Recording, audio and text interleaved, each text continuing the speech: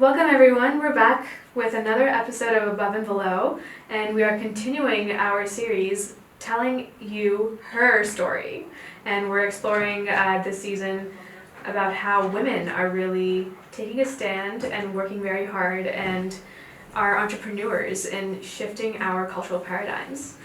So today I am so honored and happy to welcome our guest, Michelle Aspinwall. Michelle is a health coach, a skincare creator, and also an author. She is working with women that are in their midlife and shifting their consciousness towards health. So welcome, Michelle. Thank you, Nefertiti. I'm so happy to have you here. So I feel like this is such an interesting point of life that you're working with women. So I would love to get started and get your story about, that moment in your life that led you to decide that you need to shift your awareness about health and aging and just your lifestyle. Yeah, I've had many of those moments. So I won't go into great detail about all of the moments, but I would say through understanding my own early in my 30s health crisis that made me my health spiraled, and it took many years to have a diagnosis. It's not a unique story by any means. I feel like I know a lot of women, and I work with even more women who have the same experience with the Western medical system. And so through my own health journey and also through 2 pregnancies and my younger son had a really rough first year of life, I really had to figure out, number one, I went inward, really listened to my intuitive voice around being a mother and being fully present to what was happening outside, but also what I was being led internally to do. So with my own self, the intuition kind of kicked in a year or 2 after the crisis. With my children, it kicked in immediately. And that's kind of one of those beautiful things that happens to, I think, the majority of women if you tap into it. It's a bit like a portal that opens, and you end up being able to feel things. Even, I don't want to say predict the future, but you can feel things about to happen, especially danger. And just really finding that voice led me then in my own sort of, I called it an unraveling. A lot of women in their early 40s, mid 40s call it a crisis. Like we've heard that term, right? Like midlife crisis. I feel as though crisis is not a great word to use, because if it were a crisis, we would just create some bullet points, touch on those bullet points, and boom, the problem is solved, right?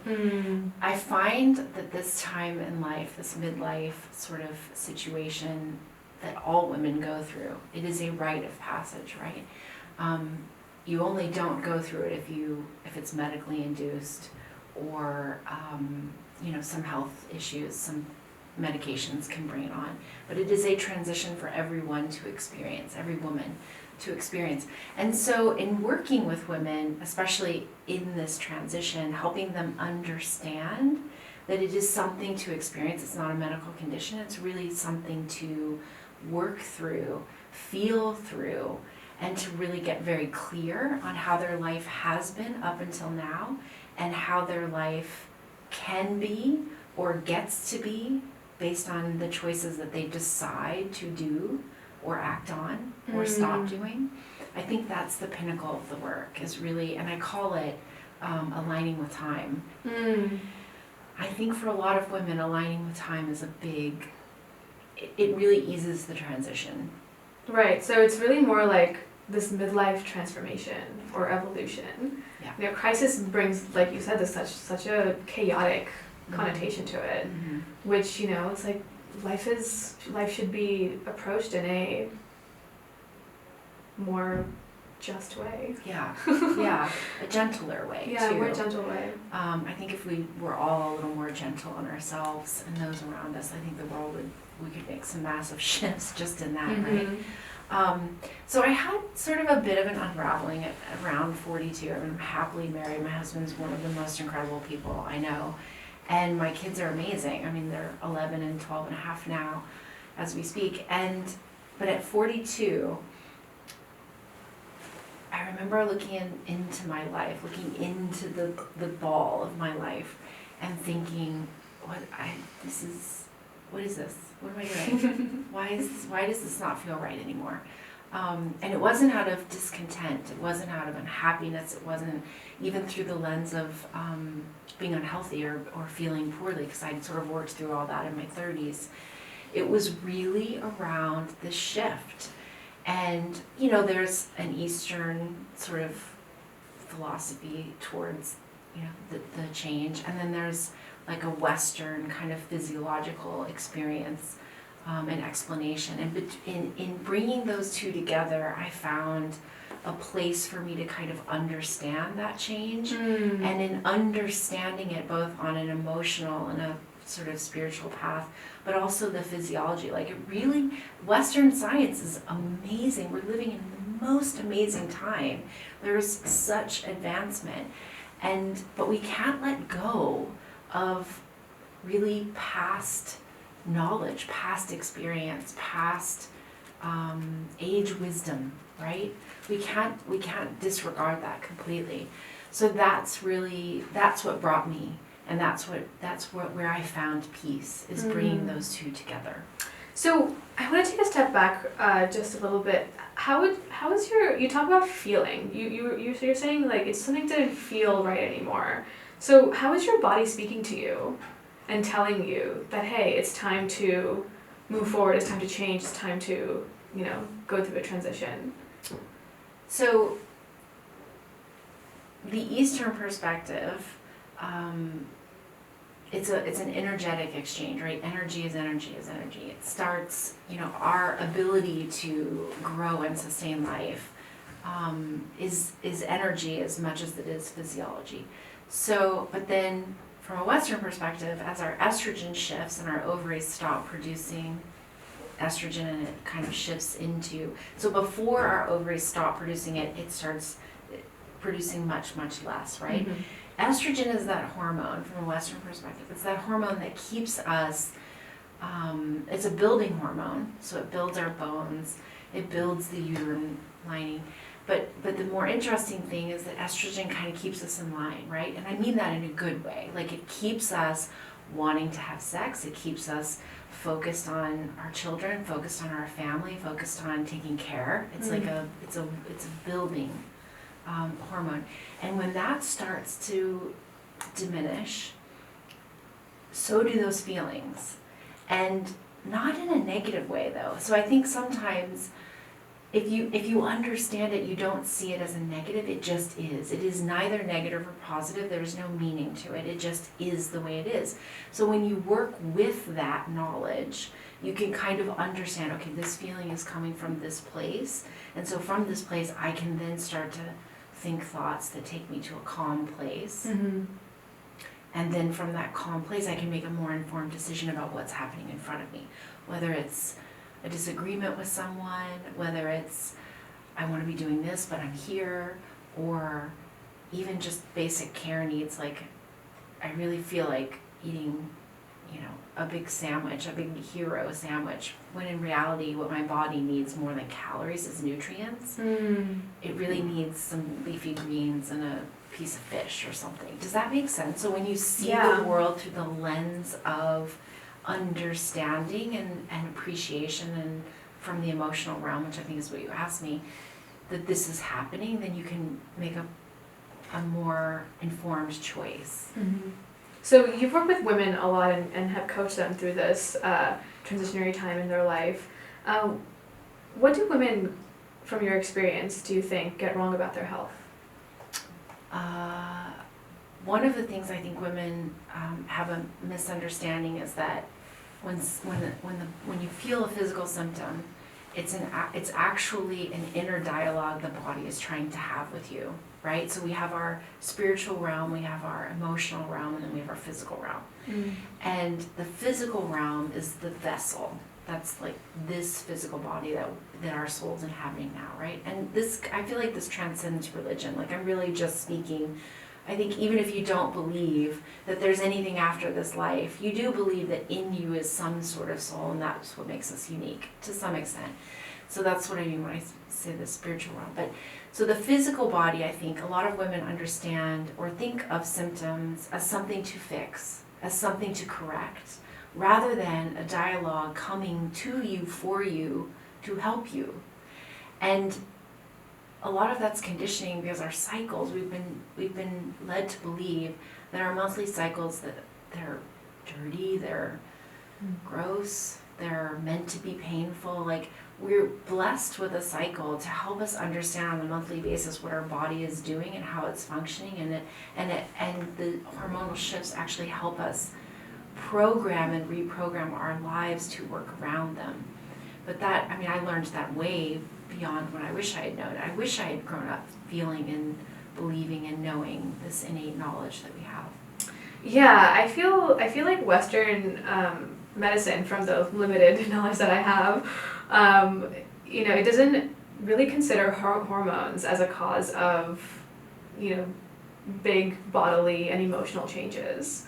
So, and you've mentioned how you've sought out Eastern medicine and philosophies, to help you bridge that gap. Absolutely. So I'm really curious to know, how have, both Western and Eastern philosophies come together to, form your understanding of this change? Mm-hmm. And, do you feel like they also go against each other? That is a really great, my husband and I have long involved conversations about the East and the West clashing. How have I brought those two together? So I was diagnosed with an autoimmune disease in my early 30s. As I told you, it took many years to get this diagnosis.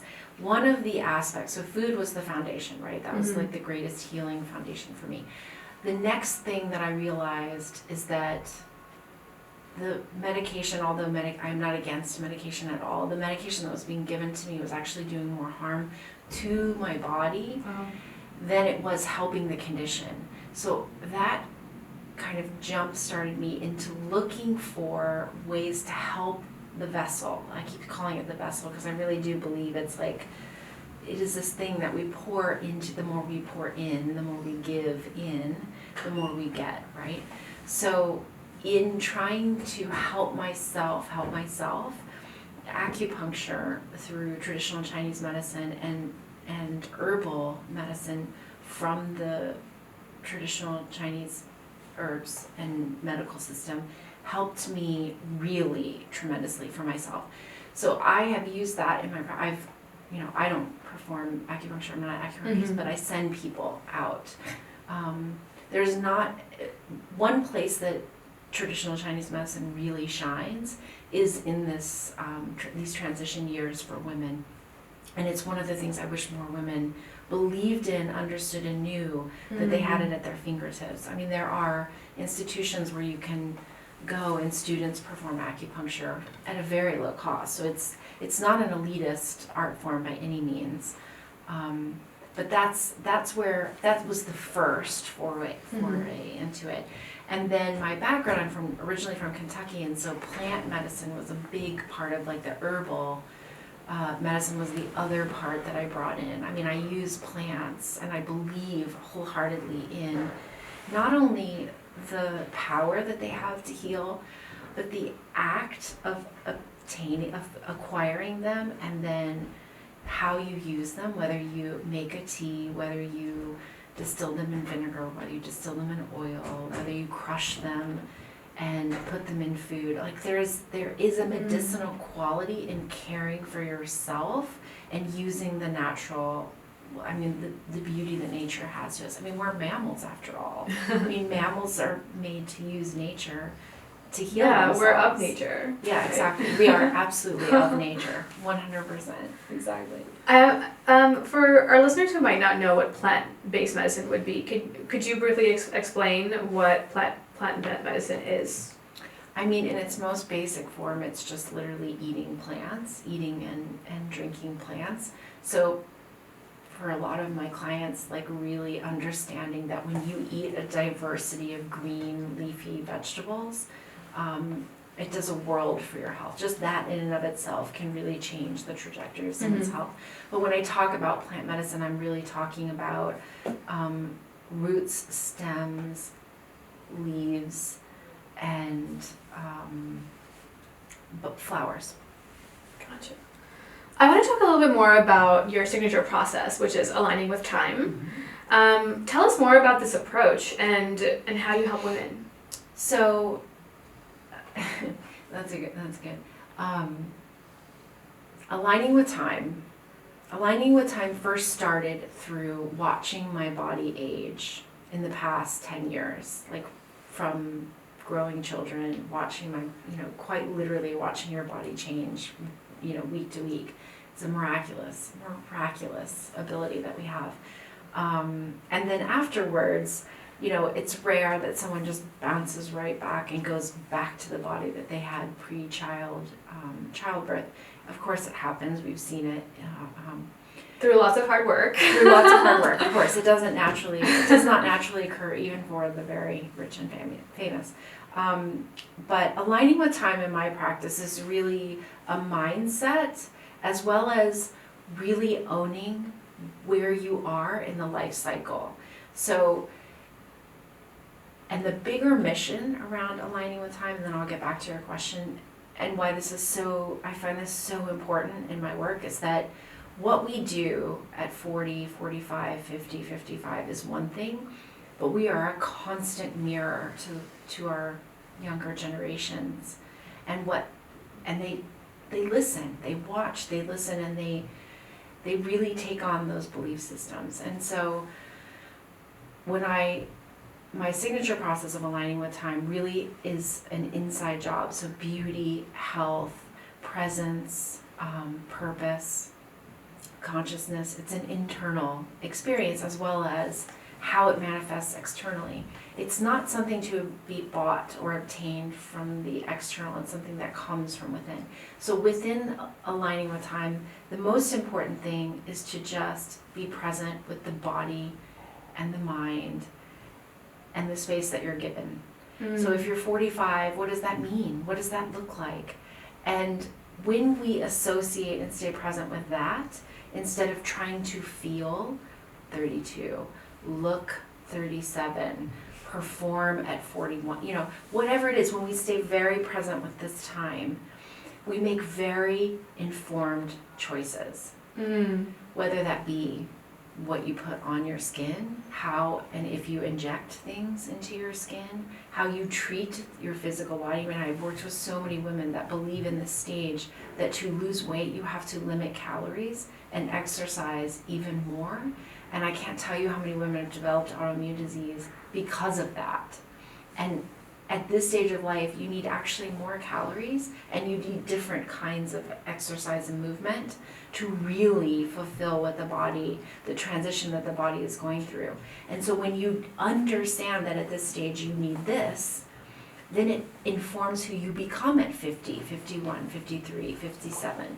But if you're not thinking about this now, and you're living in the 30s, you're not actually addressing this time, and then that makes that time, the time in the future, a bit of a mess. I mean, for some women, not all women. Of course, there's loads of women who transition, and a lot of this doesn't really apply. But for the vast majority living in the West, in America, I would say this is the norm. Yeah, I would say it's it's commonsensical to understand that we are evolutionary beings, and that, or evolutionary humans that are going through an evolutionary process.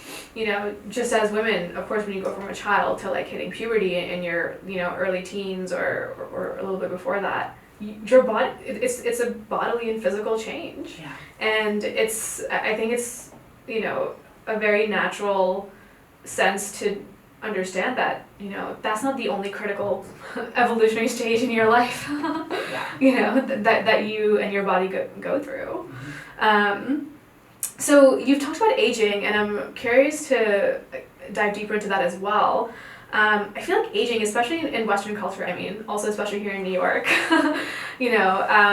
it's so highly commercialized that it's a problem for women, and that it's something that needs to be solved, and there are all these creams and surgeries and medicines and, like you mentioned, injections, that you should use to continuously look young. And I remember when growing up, I would watch TV, I would look at magazines, and there would be all these, anti-aging products, and treatments.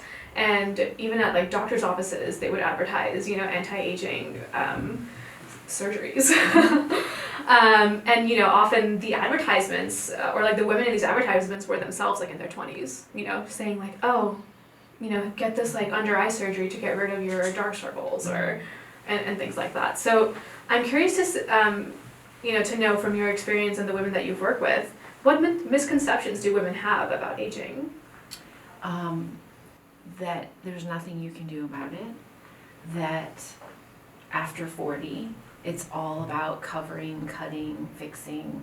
I mean, women inherently don't love their bodies, don't identify with their skin, with their feelings. We've been, for better or for worse, conditioned to wear things, change things, add things. It's a multi-billion-dollar industry. So we've been sold to the greatest, I think, misconception of all time, that it's something to fix, when in fact the aging process, we're fortunate to age. I mean, aging is a gift.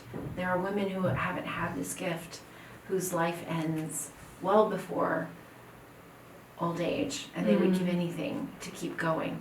So I think one of the really big misperceptions of aging is that it's a gift. And when we see it as a gift, then how do we live differently? How does that inform our consciousness, which then affects us on a cellular level, which then affects how we spend our money, who we spend our time with, and what we talk about?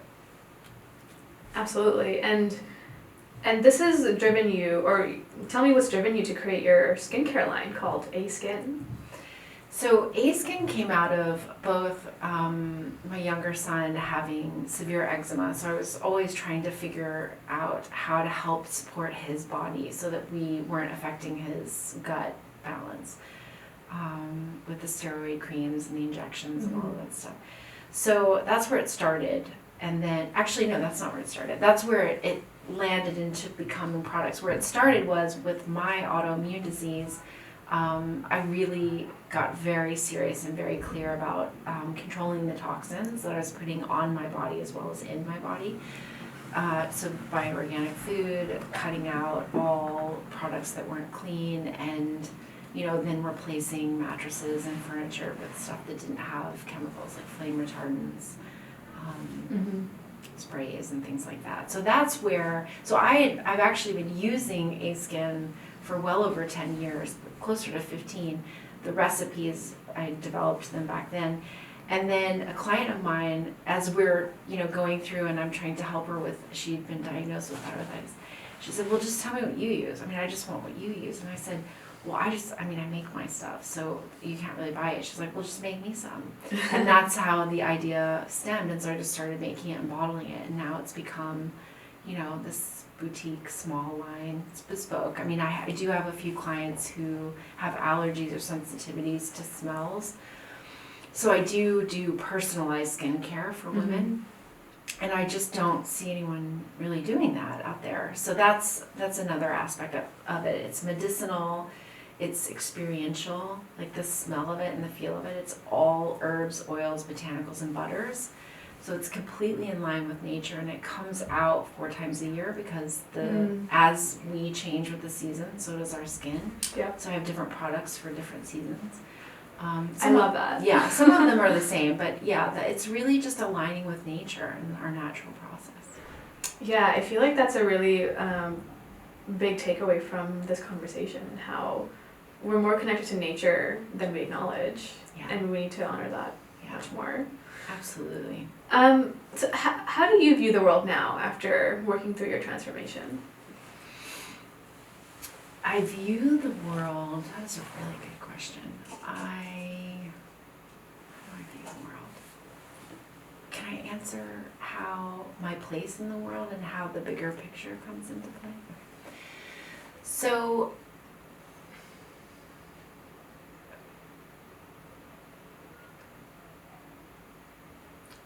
part of viewing the world is viewing my place in the world and my small contribution, And I would say the one thing right now that's driving me, I think this changes, quarter by quarter, but I think the thing driving me right now is really empowering women to understand the power that they have to really change their life in an instant.